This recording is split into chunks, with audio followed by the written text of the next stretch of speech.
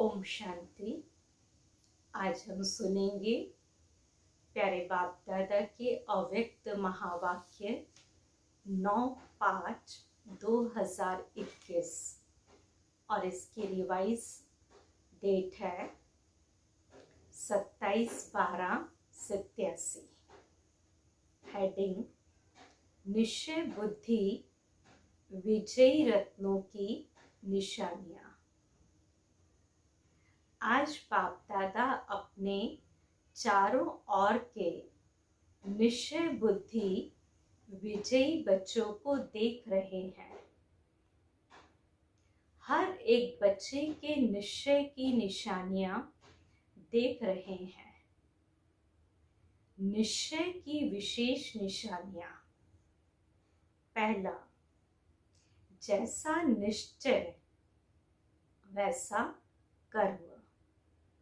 वाणी में हर समय चेहरे पर रूहानी नशा दिखाई देगा। दूसरा, हर कर्म संकल्प में विजय सहज प्रत्यक्ष फल के रूप में अनुभव होगी, मेहनत के रूप में नहीं, लेकिन प्रत्यक्ष फल व अधिकार के रूप में विजय अनुभव होगी। तीसरा, अपने श्रेष्ठ भाग्य, श्रेष्ठ जीवन व बाप और परिवार के संबंध संपर्क द्वारा 1% भी संशय संकल्प मात्र भी नहीं होगा। चौथा, क्वेश्चन मार्क समाप्त। हर बात में बिंदु बन बिंदु लगाने वाले होंगे। और पांचवा, निश्चय बुद्धि हर समय अपने को बेफिक्र बादशाह सहज स्वतः अनुभव करेंगे, अर्थात बार बार स्मृति लाने की मेहनत नहीं करनी पड़ेगी। मैं बादशाह हूँ, यह कहने की मेहनत नहीं करनी पड़ेगी, लेकिन सदा स्थिति के श्रेष्ठ आसन व सिंहासन पर स्थित है ही। जैसे लौकिक जीवन में कोई भी परिस्थिति प्रमाण स्थिति बनती है, चाहे दुख की चाहे सुख की, उस स्थिति की अनुभूति में स्वतः ही रहते हैं, बार बार मेहनत नहीं करते। मैं सुखी हूँ व मैं दुखी हूँ। बेफिक्र बादशाह की स्थिति का अनुभव स्वतः सहज होता है।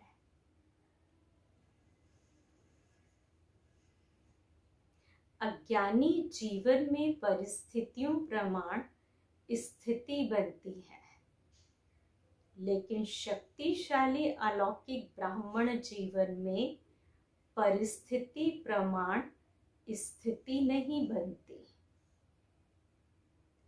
लेकिन बेफिक्र बादशाह की स्थिति व श्रेष्ठ स्थिति बाप दादा द्वारा प्राप्त हुई नॉलेज की लाइट माइट द्वारा, याद की शक्ति द्वारा, जिसको कहेंगे ज्ञान और योग की शक्तियों का वर्षा बाप द्वारा मिलता है।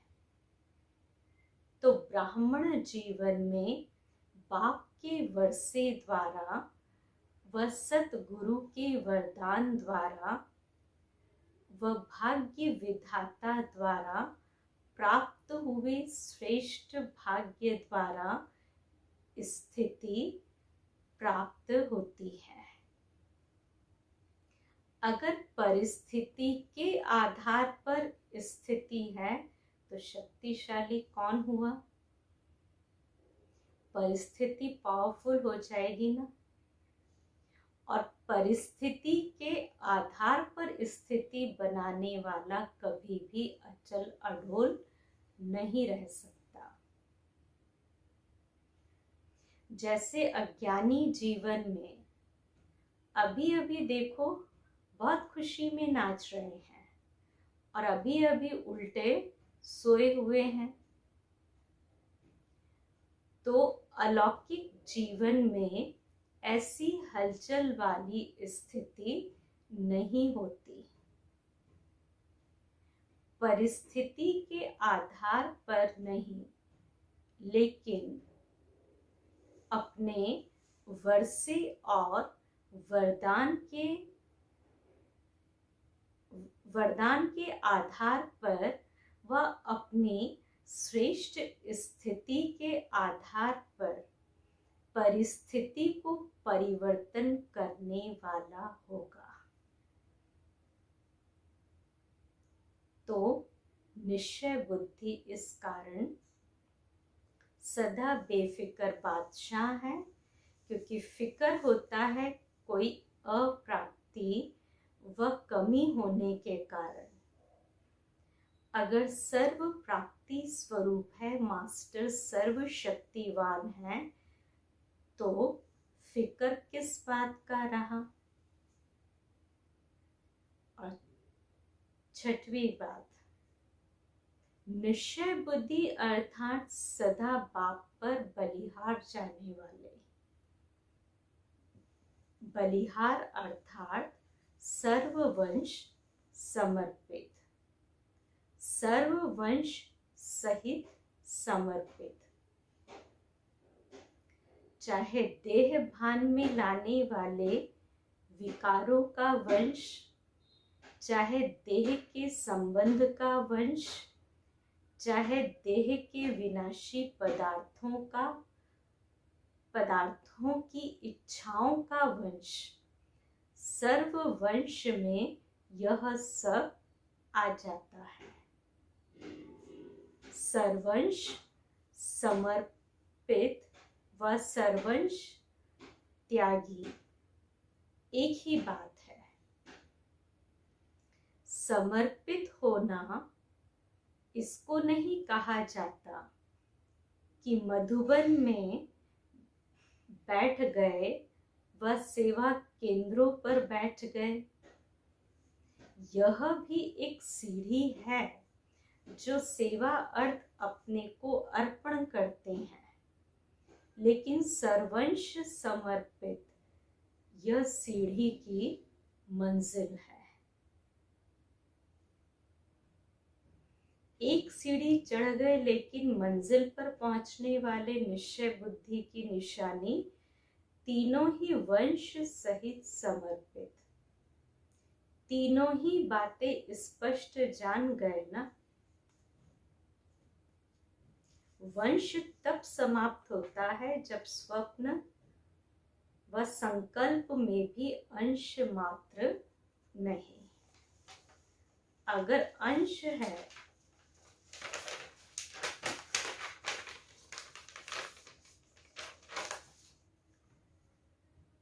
तो वंश पैदा हो ही जाएगा।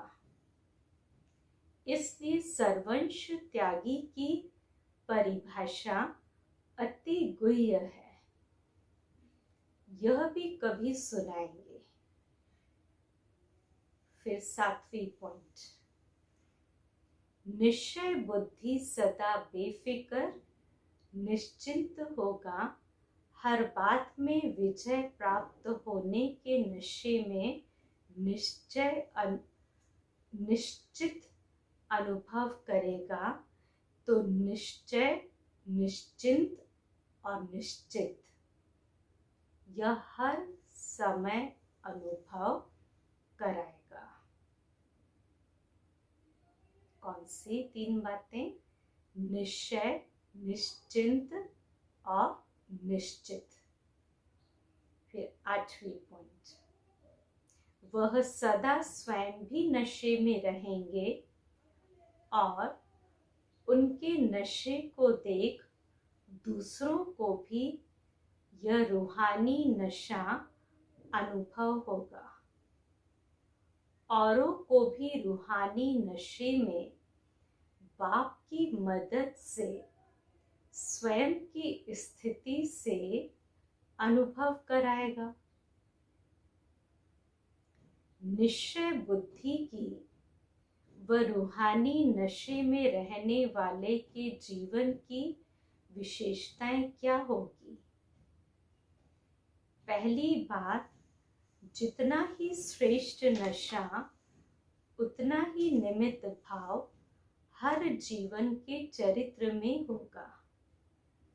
निमित्त भाव की विशेषता के कारण निर्माण बुद्धि, बुद्धि पर ध्यान देना। जितनी निर्माण बुद्धि होगी उतना निर्माण करते रहेंगे। नव निर्माण कर कहते हो ना, तो नव निर्माण करने वाली बुद्धि होगी तो निर्माण भी होंगे, नव निर्माण भी करेंगे। और जहाँ यह विशेषता है उसको ही कहा जाता है निश्चय बुद्धि, विजयी, निमित्त, निर्माण और निर्माण। निश्चय बुद्धि की भाषा क्या होगी? निश्चय बुद्धि की भाषा में सदा मधुरता तो कॉमन बात है, लेकिन उदारता होगी। उदारता का अर्थ है सर्व आत्माओं के प्रति आगे बढ़ाने की उदारता होगी। पहले आप, मैं नहीं। उदारता अर्थात दूसरे को आगे रखना। जैसे ब्रह्मा बाप ने सदैव पहले जगत अम्बा व बच्चों को रखा। मेरे से भी तीखी जगदम्बा है, मेरे से भी तीखे यह बच्चे हैं, यह उदारता की भाषा है। और जहाँ उदारता है, स्वयं के प्रति आगे रहने की इच्छा नहीं है, वहाँ ड्रामा अनुसार स्वतः ही मन इच्छित फल प्राप्त हो ही जाता है। जितना स्वयं इच्छा मात्रम अविद्या की स्थिति में रहते, उतना बाप और परिवार अच्छा योग्य समझ उसको ही पहले रखते हैं। तो पहले आप मन से कहने वाले पीछे रह नहीं सकते। वह मन से पहले आप कहता तो सर्व द्वारा पहले आप हो ही जाता है। लेकिन इच्छा वाला नहीं। तो निश्चय बुद्धि की भाषा सदा उदारता वाली भाषा, संतुष्टता की भाषा, सर्व के कल्याण की भाषा।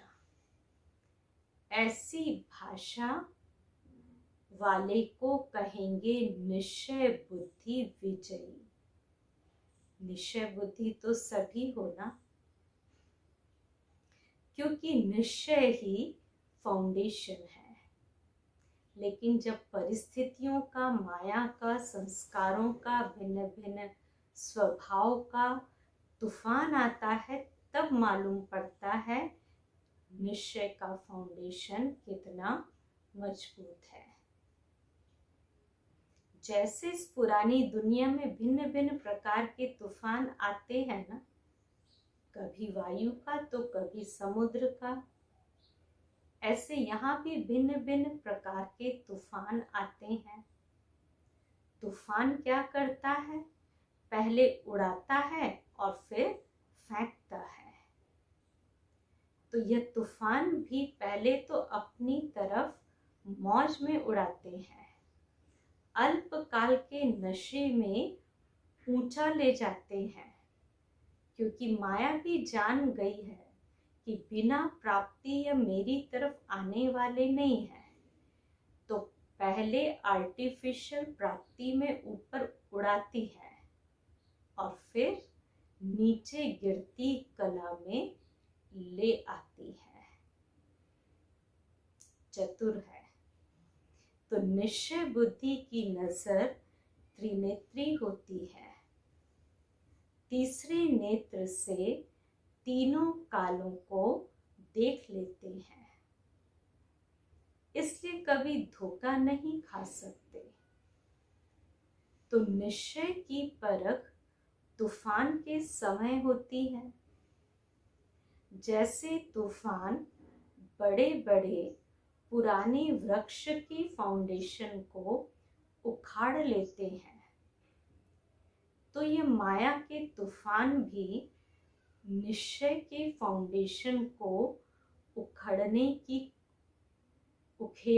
की कोशिश करते हैं, लेकिन रिजल्ट में उखड़ते कम है और हिलते ज्यादा है।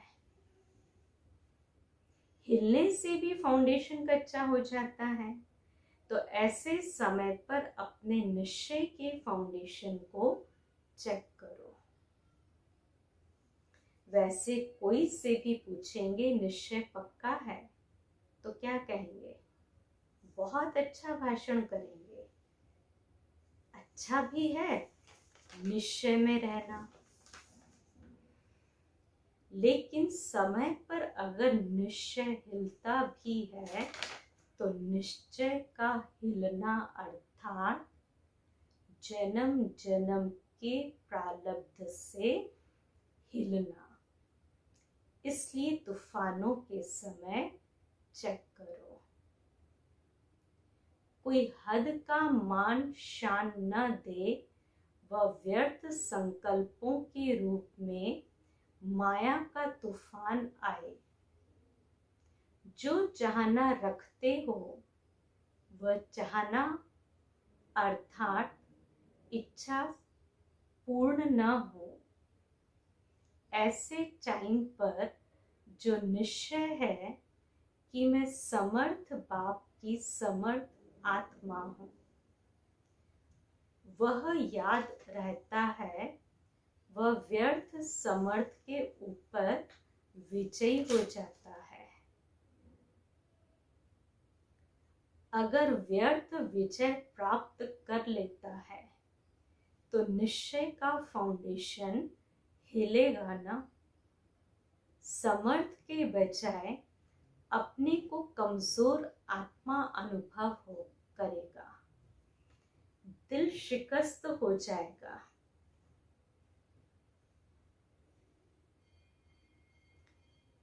दिल शिकस्त हो जाएंगे। इसलिए कहते हैं कि तूफान के समय चेक करो, हद का मान शान मैंपन रूहानी शान से नीचे ले आता है। हद की कोई भी इच्छा मात्रम अविद्या के निश्चय से नीचे ले आती है। तो निश्चय का अर्थ यह नहीं है कि मैं शरीर नहीं, मैं आत्मा हूँ। लेकिन कौन सी आत्मा हूँ, वह नशा, वह स्वमान समय पर अनुभव हो, इसको कहते हैं निश्चय बुद्धि विजयी। कोई पेपर है ही नहीं और कहे मैं तो पास विद ऑनर हो गया, तो कोई उसको मानेगा? सर्टिफिकेट चाहिए ना। कितना भी कोई पास हो जाए, डिग्री ले लेवे, लेकिन जब तक सर्टिफिकेट नहीं मिलता है तो वैल्यू नहीं होती। पेपर के समय पेपर दे, पास हो, सर्टिफिकेट ले, बाप से, परिवार से, तब उसको कहेंगे निश्चय बुद्धि विजयी। समझा? तो फाउंडेशन को भी चेक करते रहो। निश्चय बुद्धि की विशेषता सुनी ना, जैसा समय वैसे रूहानी नशा जीवन में दिखाई दे। सिर्फ अपना मन खुश ना हो, लेकिन लोग भी खुश हो। सभी अनुभव करें कि यहाँ यह नशे में रहने वाली आत्मा है। सभी अनुभव करें कि हाँ, यह नशे में रहने वाली आत्मा है। सिर्फ मन पसंद नहीं, लेकिन लोग पसंद और बाप पसंद। इसको कहते हैं विजयी। अच्छा, सर्व निश्चय बुद्धि विजयी रत्नों को, सर्व निश्चिंत बेफिक्र बच्चों को, सर्व निश्चय विजय के नशे में रहने वाले रूहानी आत्माओं को, सर्व तूफानों को पार कर तोहफा अनुभव करने वाले विशेष आत्माओं को, सदा अचल अडोल एक रस स्थिति में स्थित रहने वाले निश्चय बुद्धि बच्चों को बाप दादा का याद प्यार और नमस्ते। हम बच्चों की भी बाप दादा को याद प्यार, गुड मॉर्निंग और नमस्ते। विदेशी भाई बहनों से बाप दादा की मुलाकात। अपने को समीप रतन अनुभव करते हो। समीप रतन की निशानी क्या है? वह सदा सहज और स्वतः ज्ञानी तू आत्मा, योगी तू आत्मा, गुण मूर्त सेवाधारी अनुभव करेंगे। समीप रतन के हर कदम में यह चार ही विशेषताएं सहज अनुभव होंगी, एक भी कम नहीं होंगी। ज्ञान में कम हो, योग में तेज हो, या दिव्य गुणों की धारणा में कमजोर हो, वह सब में सदा ही सहज अनुभव करेगा। बाबा कहते कि समीप रतन के हर कदम में ये चार ही विशेषताएं सहज अनुभव होंगी, उसमें से एक भी कम नहीं होगी। ज्ञान में कम हो, योग में तेज हो, या दिव्य गुणों की धारणा में कमजोर हो, वह सब में सदा ही सहज अनुभव करेगा।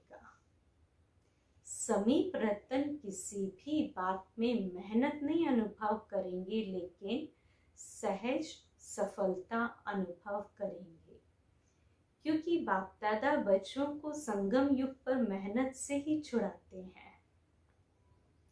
63 जन्म मेहनत की है ना, चाहे शरीर की मेहनत की, चाहे मन की मेहनत। बाप को प्राप्त करने के लिए भिन्न भिन्न साधन अपनाते रहें, तो यह मन की मेहनत की और धन की भी देखो। जो सर्विस करते हो, जिसको बाप दादा नौकरी कहते, उसमें भी देखो कितनी मेहनत करते हो, उसमें भी तो मेहनत लगती है ना। और अभी आधा कल्प के लिए यह नौकरी नहीं करेंगे इससे भी छूट जाएंगे। न लौकिक नौकरी करेंगे ना भक्ति करेंगे, दोनों से मुक्ति मिल जाएगी। अभी भी देखो, चाहे लौकिक कार्य करते भी हो, लेकिन ब्राह्मण जीवन में आने से लौकिक कार्य करते हुए भी अंतर लगता है ना। अभी यह लौकिक कार्य करते भी डबल लाइट रहते हो। क्यों? क्योंकि लौकिक कार्य करते भी यह खुशी रहती है कि यह कार्य अलौकिक सेवा के निमित्त कर रहे हैं। अपने मन की तो इच्छाएं नहीं है।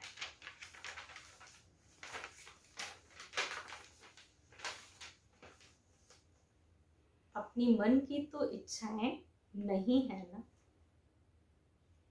तो जहां इच्छा होती है वहां मेहनत लगती है। अभी निमित्त मात्र करते हो क्योंकि मालूम है कि तन मन धन तीनों लगाने से एक का पदम गुणा अविनाशी बैंक में जमा हो रहा है। फिर जमा किया हुआ खाते रहना। पुरुषार्थ से योग लगाने का, ज्ञान सुनने सुनाने का, इस मेहनत से भी छूट जाएंगे। कभी कभी क्लासेस सुनकर थक जाते हैं ना, वहां तो लौकिक राजनीतिक पढ़ाई भी जो होगी ना, वह भी खेल खेल में होगी। इतने किताब नहीं याद करने पड़ेंगे, सब मेहनत से छूट जाएंगे। बाबा कहते हैं वहां पे जो लौकिक राजनीतिक पढ़ाई होगी वह भी खेल खेल में, इतनी सब बातें नहीं याद करने पड़ेंगी। तो कईयों को पढ़ाई का भी बोझ होता है। संगम युग पर मेहनत से छूटने के संस्कार भरते हो, चाहे माया के तूफान आते भी हैं, लेकिन ये माया से विजय प्राप्त करना भी एक खेल समझते हो, मेहनत नहीं। खेल में भी क्या होता है, जीत प्राप्त करना होता है ना। तो माया से भी विजय प्राप्त करने का खेल करते हो। खेल लगता है, यह बड़ी बात लगती है। बाबा कहते ये खेल लगता है, यह बड़ी बात लगती है। जब मास्टर सर्वशक्तिवान स्टेज पर स्थित होते हो तो खेल लगेगा।